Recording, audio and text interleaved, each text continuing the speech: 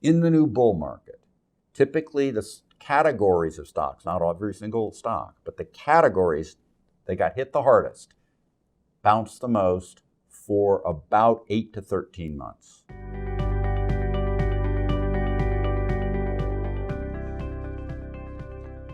So, I get these client questions. I'm going to rattle off some client questions and some short answers. First, why do you wave your hands around so much? Well,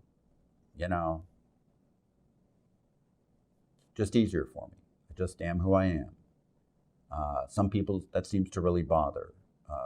You know what you do if you want to understand what I'm saying and my waving my hands around really bothers you? Just don't look, just listen. It's easy. Don't get all that up. The next one, which similarly applies, is, do you dye your hair?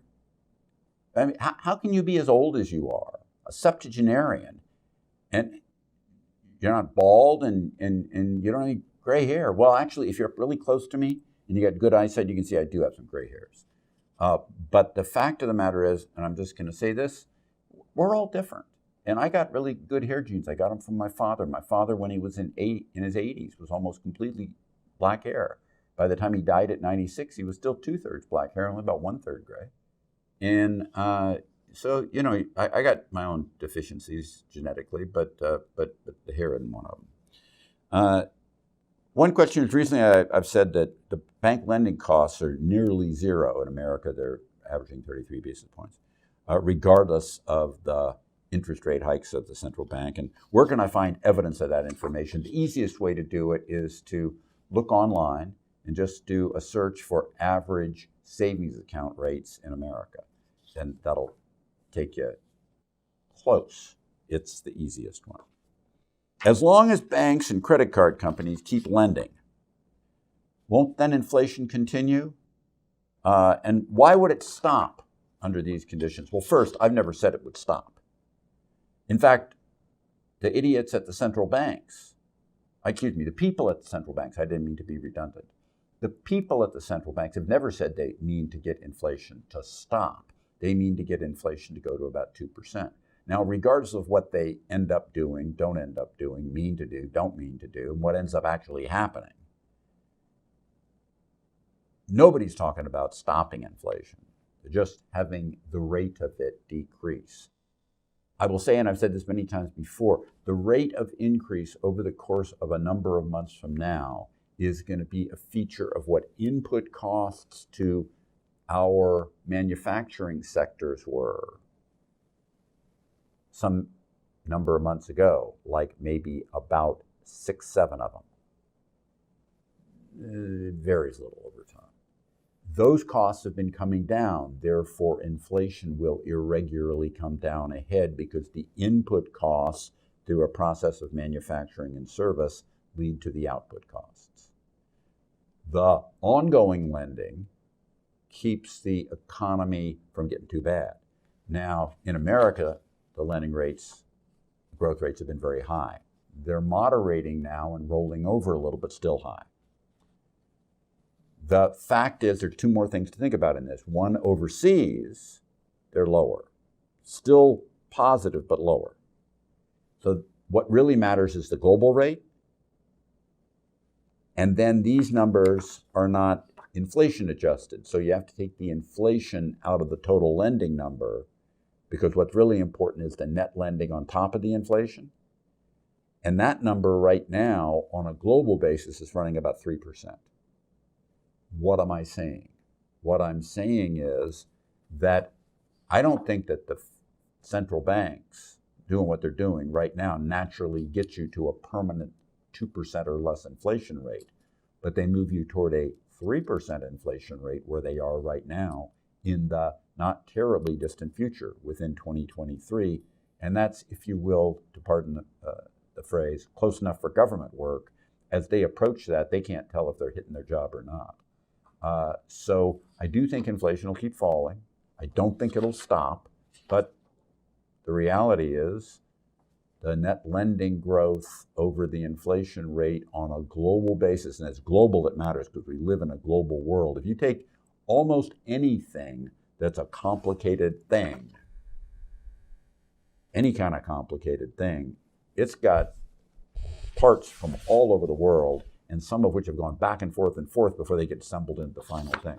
Inflation ought to come down, but not every month, not every week, irregularly, and people have a hard time with it because it's not like prices are reversing and going to back where they used to be. That's disinflation, and we don't really do much of that in our Western world. Assuming tech stocks rebound more than others at the beginning of a new bull market, when does it make sense to rotate to other value-oriented sectors and their industries? What industries and sectors might those be? So let me just talk about the bounce effect really quickly. Off the bottom of a market, in a bear market, in the new bull market, typically the categories of stocks, not every single stock, but the categories that got hit the hardest, bounced the most for about 8 to 13 months. Sometimes they start off a little faster, sometimes a little slower. You wouldn't find that very surprising now, would you? But after about 3 months off the bottom, past, where we are now and more, having the market hit its bottom in October, that bounce effect gets stronger and stronger until it more or less peaks and stops. That's the time you'd expect those categories that got hurt the most, like tech, to bounce back the most. Now, after that, sometimes they continue to lead, but they usually don't. They got hammered the most in the bear market, usually because they've done really well in the prior bull market and overseen themselves. This is where your question becomes apt, because you say what other categories might do well. And the feature is, in that time period, which is leading into the beginning of the middle of a bull market, you typically get luxury goods continuing to do well. Energy's 50-50. Then banks often do well. Banks. I'm not necessarily referencing the rest of the financial services, but in a rising market, a lot of the rest of financial services do too, because they're linked off to capital markets pricing. And then industrials, and particularly any kind of industrials with a growth-oriented bent, particularly those feeding into consumer durables, products that will cost you a fair amount. You don't really have to buy them, versus consumer staples, which are the more defensive ones, food, clothing, etc.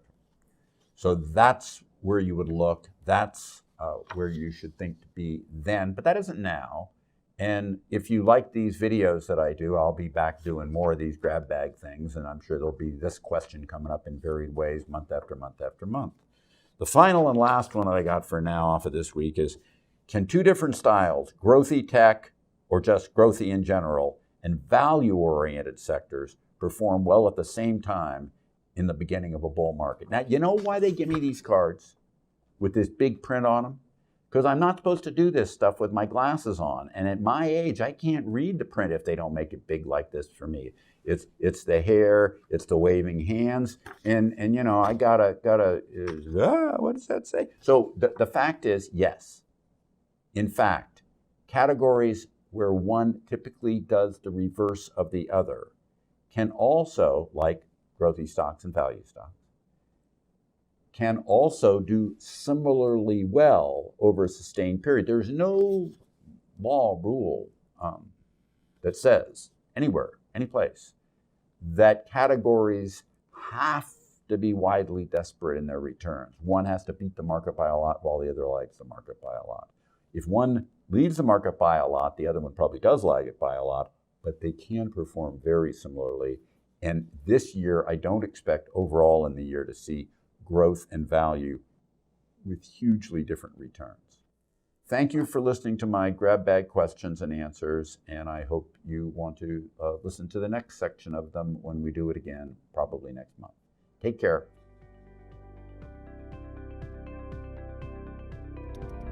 Subscribe to the Fisher Investment YouTube channel if you like what you've seen.